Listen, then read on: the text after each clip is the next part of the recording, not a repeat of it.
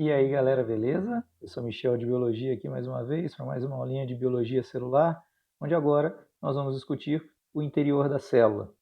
Já falamos sobre o centro de controle, que é o núcleo celular, falamos sobre o limite celular, que é a membrana plasmática, que controla a entrada e saída de substâncias. Vamos falar do interior da célula, onde ocorrem as principais reações químicas, as principais reações metabólicas da célula e as estruturas que permitem tais processos. Então, nós vamos falar sobre o citoplasma, que é a região entre o núcleo e a membrana plasmática, e as organelas ou organoides, apesar de alguns autores preferirem usar mais o termo organela, as estruturas membranosas, na maioria das vezes, que também realizarão diversas funções agora no interior da célula, tanto na célula animal, que está aqui à nossa esquerda, quanto na célula vegetal, ou seja, células eucarióticas, aquelas que apresentam o material genético limitado pelo envoltório nuclear, nós vamos ver a maior diversidade de organelas citoplasmáticas. Apesar de na célula procariótica encontrarmos apenas o ribossomo, vai ser uma das primeiras que nós vamos falar, nós temos então, por definição, além da diferença no envoltório nuclear, que as células procarióticas apresentam apenas os ribossomos, enquanto as células eucarióticas, que a gente vai dar mais ênfase aqui, apresentam maior variedade de organelas membranosas, que permitem, assim, uma variedade maior de reações e de funções. Vamos dividir o interior da célula, então. Já definimos, já falamos inicialmente, citoplasma é a região da célula entre o limite, a fronteira, a membrana plasmática, e o centro de controle, o núcleo celular. Perfeito. Nós vamos dividir em duas partes. Quais serão essas duas partes?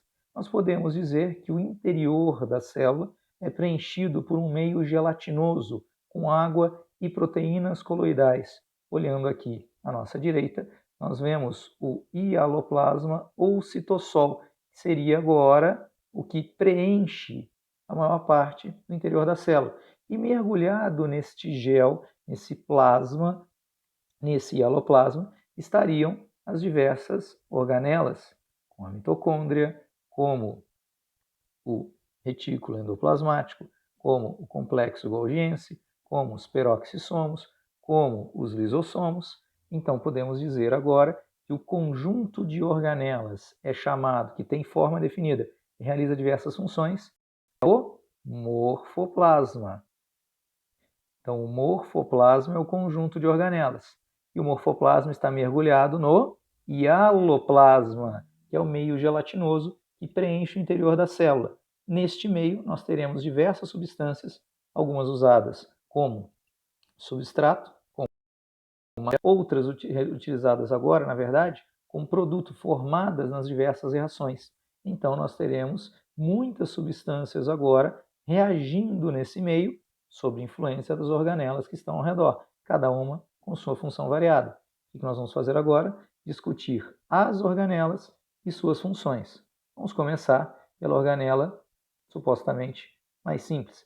Tendo a visão agora da célula eucariótica animal, nós vamos falar inicialmente dos ribossomos, organelas globosas formadas de RNA ribossômico e proteínas associadas que realizam a síntese proteica. Nós encontraremos canais ramificados pela célula que partem do envoltório nuclear, o retículo endoplasmático. Nós teremos o retículo endoplasmático liso ou agranular, sem ribossomos aderidos, que fará transporte e síntese de lipídios, e o retículo endoplasmático granular, que forma um conjunto de canais, de cisternas, agora com ribossomos aderidos, realizando o transporte de substâncias, mas também fazendo a síntese proteica, a síntese de enzimas agora, as proteínas em estrutura primária. Ora, tudo que é produzido no liso, como lipídios e esteroides, e no rugoso, proteínas e enzimas, é enviado agora para um conjunto de saquinhos achatados que realiza agora, vou botar a imagem um pouquinho para cá, um conjunto de vesículas, de bolsas, de saquinhos achatados que realiza o acabamento, finaliza as substâncias Então pega uma proteína em estrutura primária, transforma em secundária, em terciária, para poder eliminar pronta para trabalhar, ou combina um açúcar com uma proteína, uma glicoproteína, ou combina um lipídio com uma proteína, forma uma lipoproteína, finalizando as substâncias e deixando-as prontas para trabalhar, o complexo golgiense, ou sistema de Golgi, ou aparato de Golgi, vai realizar agora a secreção celular. Espera aí, dentre as várias bolsas, vesículas que o aparelho de Golgi, agora o sistema golgiense, libera, podemos destacar os lisossomos com enzimas digestivas que permitem a quebra de substâncias maiores em moléculas menores para serem utilizadas. Quem vai fornecer energia para tudo isso? A famosa mitocôndria, realizando a respiração celular aeróbia. E para sustentar a célula, formando o citoesqueleto e também ajudar na divisão celular, teremos conjuntos de microtúbulos de filamentos proteicos de tubulina, chamados de centríolos. Com esse aparato geral, agora nós podemos detalhar a atividade das diferentes organelas. Então, deixando listado para o estudo posterior de vocês para referência. Qual a função dos ribossomos? Ribossomos são organelas globosas formadas por RNA ribossômico e proteínas, divididos em duas subunidades, uma subunidade maior e outra subunidade menor. O que eles fazem? Eles fazem a leitura do RNA mensageiro, como já vimos na nossa aula de genética molecular de ácidos nucleicos, o RNA mensageiro que vem agora do núcleo, formado a partir de um gene, de uma sequência de DNA, traz a mensagem sobre a sequência de aminoácidos que eu gostaria de sintetizar. Ao ler o RNA mensageiro, o ribossomo permite o encaixe de RNAs transportadores, trazendo aminoácidos. Esses aminoácidos serão ligados uns aos outros através de ligações peptídicas, formando uma proteína em estrutura primária. Então, a função dos ribossomos é a síntese proteica. O ribossomo é a única organela que eu encontro, tanto em célula procariótica quanto em célula eucariótica, apesar de ter uma pequena diferença em sua estrutura agora. Nós vamos ver que ribossomos podem ser ativos quando estão sozinhos, em células procarióticas, mas em células eucarióticas, normalmente eles são ativos quando estão aderidos a um conjunto de canais. Esse conjunto de canais é o retículo endoplasmático. Então nós falamos que temos dois retículos, o retículo sem ribossomos, estou aqui, o retículo sem ribossomos, que é chamado de liso ou agranular, e o retículo com ribossomos, que é chamado de rugoso, ou granular, ou simplesmente ergastoplasma. O retículo é um conjunto de canais, de cisternas, ramificado a partir da carioteca. Nós podemos aqui enfatizá-lo. Então nós temos agora, aqui, para cá, para não atrapalhar a visualização, nós temos agora o envoltório nuclear, a carioteca, envolvendo agora o material genético, e partindo da carioteca, nós temos esse conjunto de canais. Esse conjunto pode ter ribossomos aderidos, que parecem grãos, parecem pequenos pontos. Quando você olha o microscópio, lembram rugas. Então, ele é chamado de retículo endoplasmático rugoso ou granular. E aquele que não apresenta ribossomos aderidos, retículo endoplasmático liso ou agranular. O que eles realizam? O RNA mensageiro que vem do núcleo vai para o retículo rugoso para ser lido pelos ribossomos, permitindo então a síntese proteica. Os ribossomos em eucariontes são ativos quando estão aderidos ao retículo endoplasmático rugoso. Já o retículo liso realizará a síntese de lipídios, principalmente aqueles lipídios com função hormonal, os esteroides. Então, a testosterona, hormônio sexual masculino, o estrógeno ou estradiol e a progesterona, esteroides femininos, serão produzidos no retículo endoplasmático liso.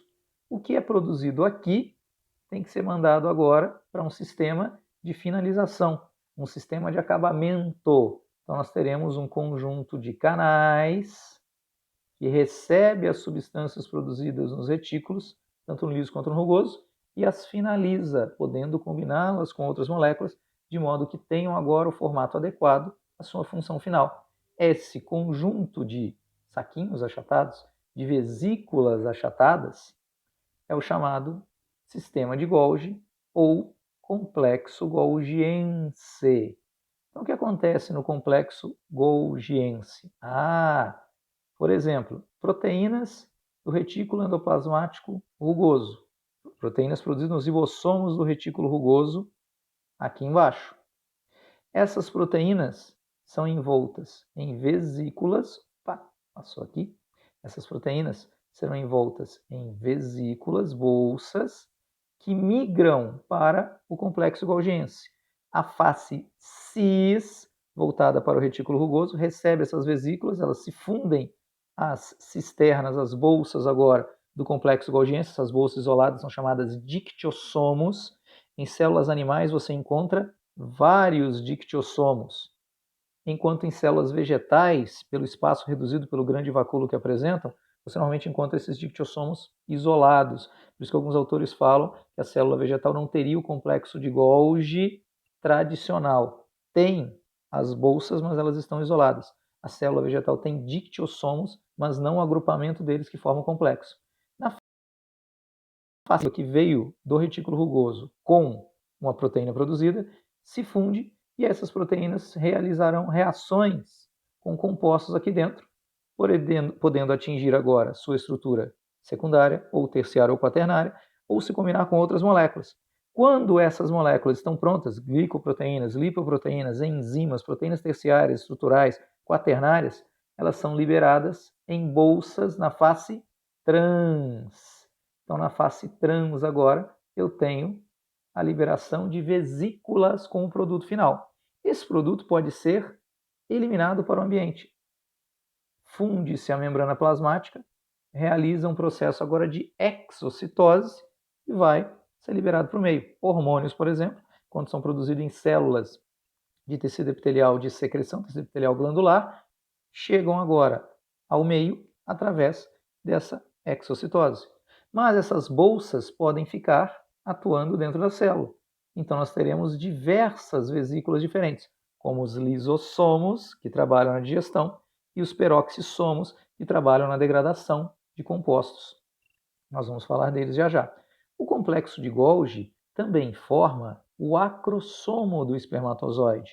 Nos espermatozoides, gametas masculinos, eles precisam de uma bolsa com enzimas líticas que permita agora atravessar a camada protetora do óvulo, a corona radiata, a coroa radiada, para que ocorra a fecundação.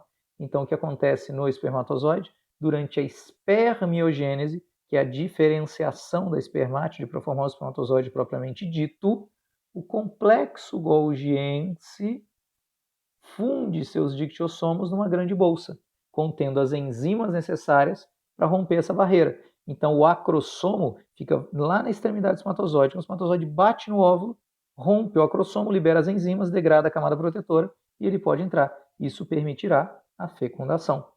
Beleza? Então, qual que é a função do complexo golgiense? Finalizar, acabar as substâncias e liberá-las prontas para a função. Isso é chamado de secreção celular. Não me confundam isso com excreção, porque excretar é eliminar resíduos que não têm mais utilidade ou são tóxicos. Aqui estou liberando substâncias para um propósito, para a realização de uma função. Então, isso é uma secreção celular. Perfeito. Dentre as várias bolsas que são formadas agora a partir do complexo golgiense, do sistema de Golgi, destacamos duas: os lisossomos e os peroxissomos. Lisossomos, lise, quer dizer quebra, digestão. Então, os lisossomos vão realizar a quebra de moléculas maiores em partículas menores que podem ser utilizadas. Então, por exemplo, aqui está, volta aqui, o nosso sistema golgiense, nosso complexo de Golgi. Aí, enzimas digestivas foram produzidas aqui dentro e são liberadas dentro de um casulo, de um envoltório, de uma vesícula. Isso é o lisossomo, ou o lisossomo primário. Então, ali dentro eu tenho proteases, enzimas que quebram proteínas, eu tenho lipases, enzimas que gerem lipídios. O que esse lisossomo vai fazer? Ele vai digerir alguma coisa. Mas digerir o quê? Pode ser um alimento que veio do meio, uma molécula orgânica agora. Então, nós teríamos uma partícula sólida, por exemplo, uma proteína, seria englobada numa fagocitose pela emissão de pseudópodes. Se fosse uma partícula orgânica liquefeita, como um lipídio, aí teríamos uma pinocitose, no qual abriríamos um caminho por deformação da membrana, por um canal de invaginação. Seja a fagocitose ou a pinocitose, você vai ter um envoltório da membrana ao redor daquela partícula. Se veio da fagocitose, é um fagossomo, contém uma estrutura sólida. Se veio da pinocitose, é um pinossomo, contém uma estrutura orgânica líquida como um lipídio. O que o nosso lisossomo faz? Ele se funde ao fagossomo ou pinossomo. E aí as enzimas entram em contato com o substrato. Forma o vacúolo digestivo ou lisossomo secundário, onde ocorrerá a digestão. Então as proteases vão quebrar proteínas e aminoácidos. As lipases vão quebrar lipídios e ácidos graxos e gliceróis. E assim vai. O que vai acontecer? O que foi digerido em partículas menores por difusão passa para o citoplasma para ser utilizado. Mas nem tudo é quebrado. Sobram resíduos num vacúolo residual que se funde com a membrana e lança os resíduos no meio. Isso é a clasmocitose, que é um tipo de exocitose. Endo, dentro. Então, quando entra, a membrana se deforma, permitindo endocitose. A fagocitose e a pinocitose são exemplos de endocitose, mecanismos de entrada. Para a saída de substâncias, nós temos as exocitoses. Quando estou eliminando resíduos de atividade metabólica, eu chamo essa exocitose de plasmocitose. Ah, Michel, mas aqui estou digerindo alguma coisa que veio de fora.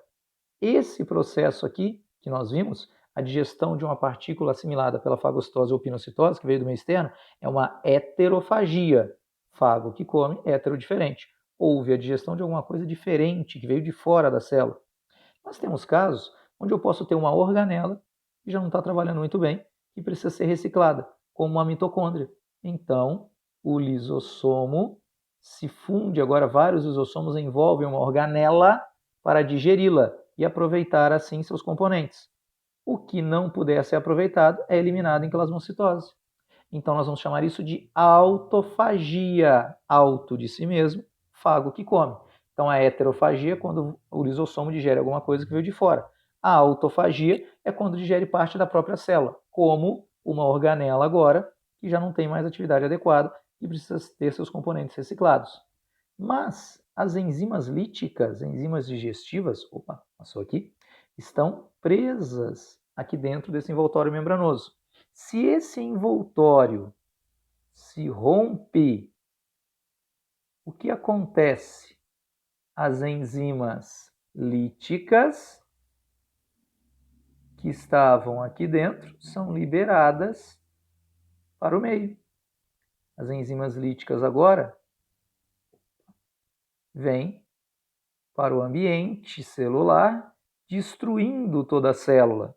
Isso vai causar a apoptose celular, ou a morte da célula, e nós chamamos de autólise.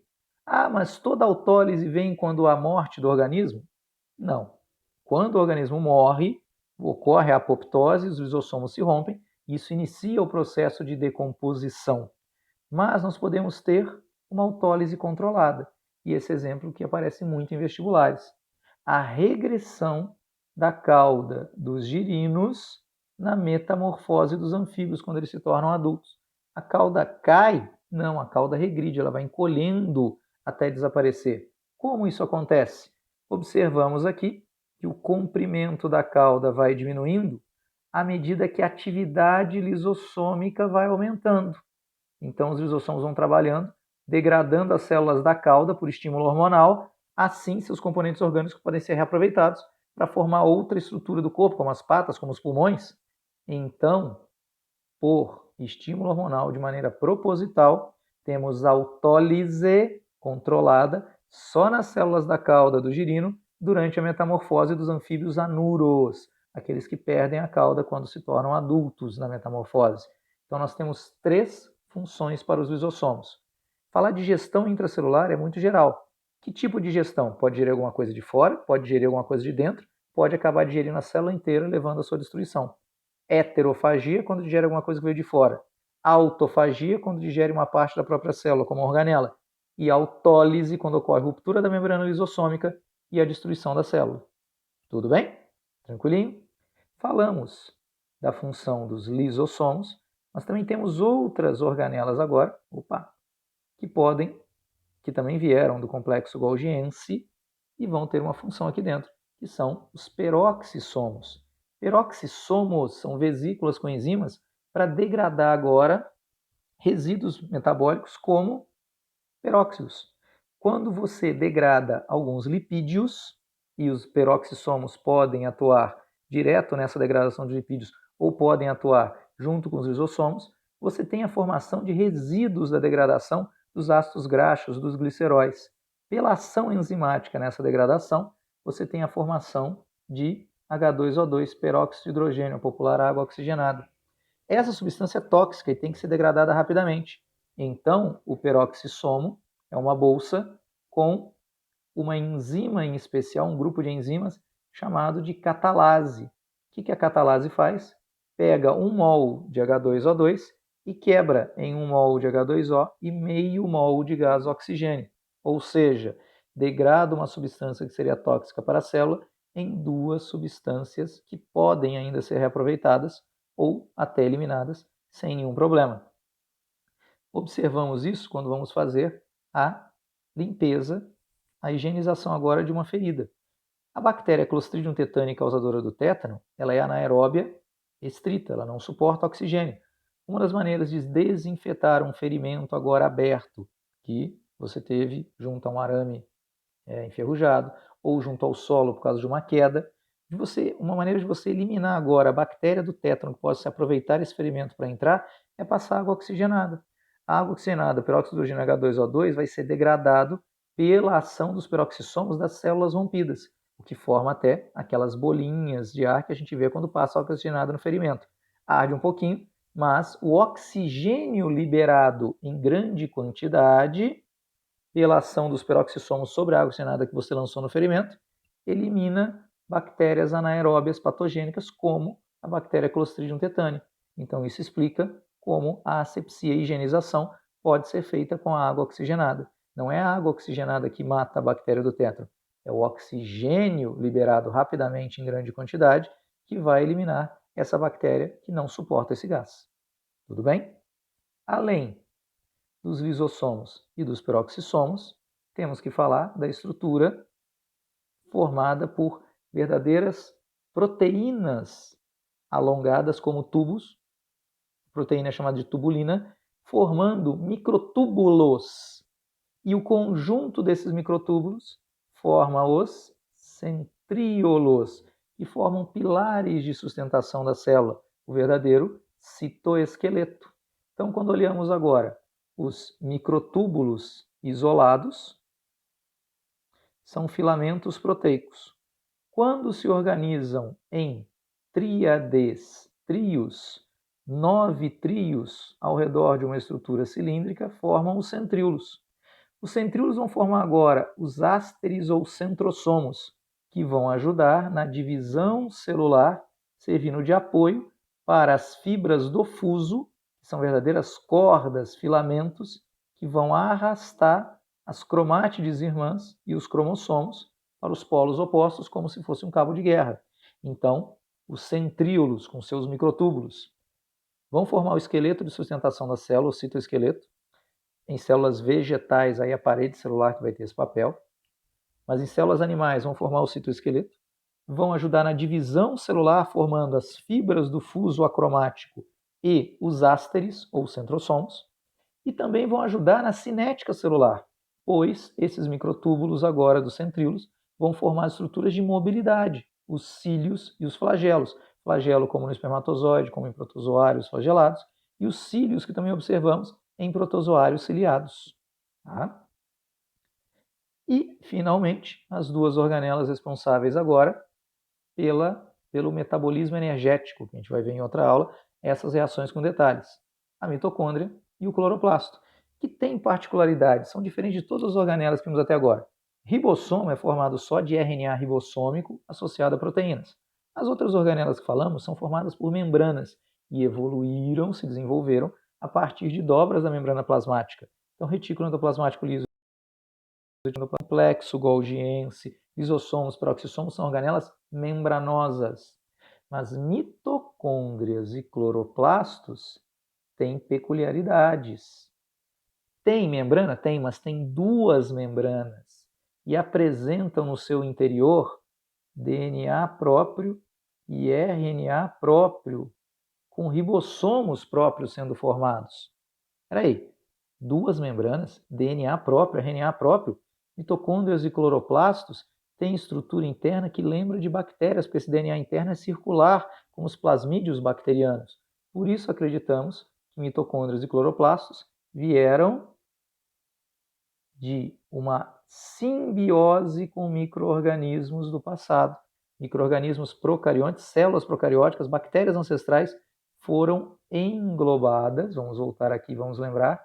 Imaginem que bactérias agora ancestrais teriam sido fagocitadas e não teriam sido digeridas, não sofreriam ação de digestão e passariam a viver dentro das células eucarióticas ancestrais num mecanismo de dupla. Enquanto essa célula procariótica forneceria algo para a célula forneceria algo útil para ela.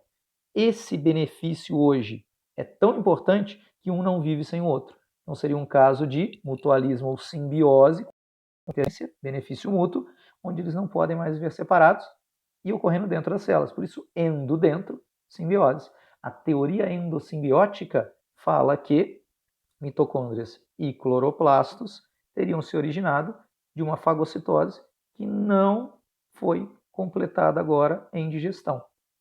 Células de defesa do nosso corpo, como glóbulos brancos, os macrófagos, podem realizar agora fagocitose e digestão de corpos estranhos. Então pode englobar uma bactéria, um vírus para tentar digerir com ação lisossômica. Então, nós também temos agora a heterofagia atuando no processo de defesa imunitária. Imaginem que bem antes do aparecimento dos pluricelulares, quando tínhamos ainda apenas seres unicelulares eucariontes, houve a fagocitose, talvez para obtenção de alimento, mas a bactéria não foi digerida e aí passou a viver dentro da célula nesse mecanismo de dupla troca que nós chamamos hoje de simbiose, e a teoria que já foi comprovada pelas similaridades de cloroplastos e mitocôndrias com as bactérias é chamada de teoria endossimbiótica, que é demonstrada aqui embaixo. Uma célula eucariótica ancestral, primitiva, primeira procariótica, formou as diferentes organelas membranosas por invaginação na membrana e depois veio a fagocitose desses ancestrais procarióticos, mitocôndria e cloroplasto. Acreditamos que a mitocôndria veio primeiro porque todos os eucariontes têm. O cloroplasto deve ter vindo depois, porque apenas algas e vegetais apresentam essa estrutura. Mas qual a função dessas duas organelas? Função energética. A mitocôndria é encontrada em todos os eucariontes, fungos, protozoários, algas, vegetais e animais. E o que a mitocôndria faz? Ela pega agora o açúcar, o C6H12O6, junto com o oxigênio do ambiente, e utiliza para produzir as moléculas de adenosina trifosfato, o ATP, ou seja, a energia da glicose é transferida para moléculas que terão uma utilização mais imediata, que é a adenosina trifosfato. Quebrando a glicose, essa energia passa para o ATP e libera-se gás carbônico e água para o meio.